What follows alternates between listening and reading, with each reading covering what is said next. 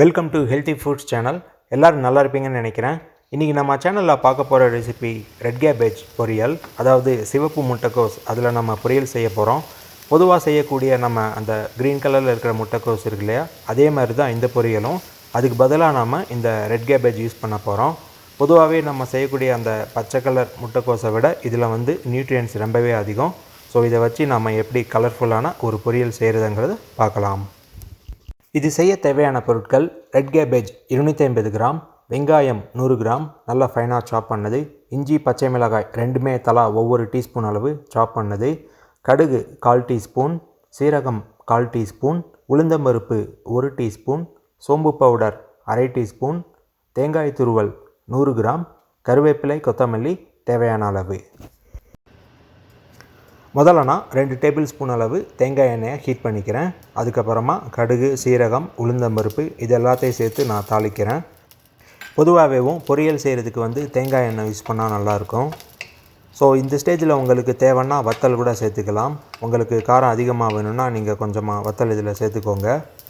So இப்போ நான் கருவேப்பிலை, இஞ்சி, பச்சை மிளகாய் இது எல்லாத்தையும் சேர்த்து நான் தாளிக்க போகிறேன். ஸோ இது எல்லாத்தையும் சேர்த்ததுக்கப்புறமா 1 நிமிஷம் வரைக்கும் நல்லா வதக்குங்க. அதுக்கப்புறமா நம்ம வெங்காயத்தை சேர்த்து வதக்கலாம்.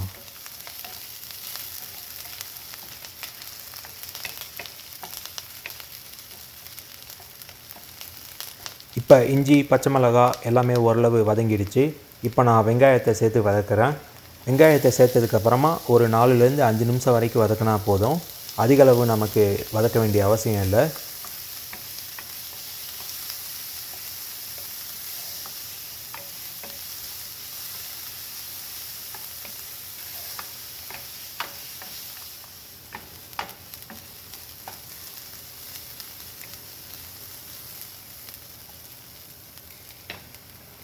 இப்போ நமக்கு வெங்காயம் ஓரளவு வதங்கிடுச்சு.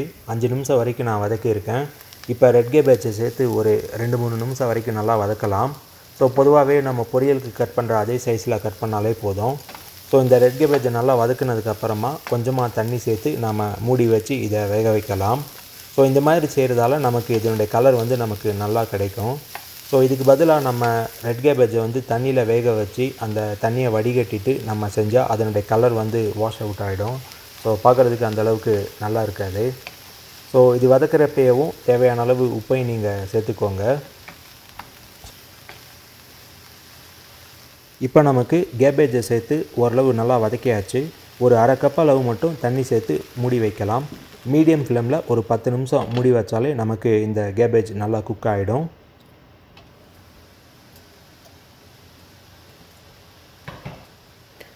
இப்போ நான் 10 நிமிஷம் வரைக்கும் இந்த ரெட் கேபேஜை மூடி வச்சு வேக வச்சுட்டேன். ஸோ 80% அளவுக்கு இது குக் ஆகிடுச்சு.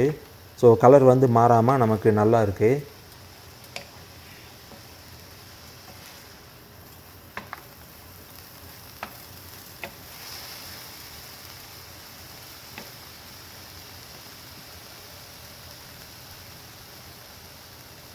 இப்போ நம்ம சோம்பு பவுடர், கொத்தமல்லி தழை, தேங்காய் துருவல் இது எல்லாத்தையும் சேர்த்து நம்ம வதக்கலாம். ஸோ இது எல்லாத்தையும் சேர்த்ததுக்கப்புறமா அடுப்போட ஹீட்டை கொஞ்சம் அதிகமாகவே வச்சு ஒரு 2-3 நிமிஷம் வரைக்கும் நல்லா வதக்குங்க. நமக்கு ஒரு அருமையான ரெட் கேபேஜ் பொரியல் ரெடி ஆகிடும்.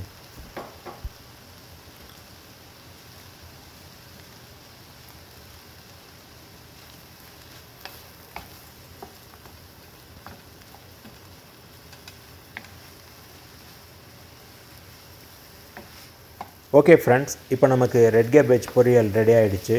நம்ம வழக்கமாக செய்யக்கூடிய அந்த பச்சை கலர் முட்டைக்கோஸுக்கு பதிலாக இதில் நீங்கள் ட்ரை பண்ணி பாருங்கள், உங்களுக்கு நல்லா வரும். ஸோ பார்க்குறதுக்கு கொஞ்சம் டிஃப்ரெண்ட்டாக கலர்ஃபுல்லாக ஒரு பொரியல் செய்யலாம். ஸோ அதில் இருக்கிற நியூட்ரியன்ஸை விட இதில் அதிகமாகவே இருக்குது. இந்த ரெசிபியை ஃபாலோ பண்ணி உங்கள் வீட்டில் ட்ரை பண்ணி பாருங்கள். எப்படி இருக்குன்னு கமெண்ட்ஸ் சொல்லுங்கள். பிடிச்சிருந்தால் லைக் பண்ணுங்கள், உங்கள் ஃப்ரெண்ட்ஸோட ஷேர் பண்ணுங்கள். என்னுடைய சேனலை சப்ஸ்கிரைப் பண்ணாதவங்க சப்ஸ்கிரைப் பண்ணுங்கள். நெக்ஸ்ட் டைம் வேறு ஒரு நல்ல ரெசிபியோடு உங்களை நான் சந்திக்கிறேன். நன்றி, வணக்கம்.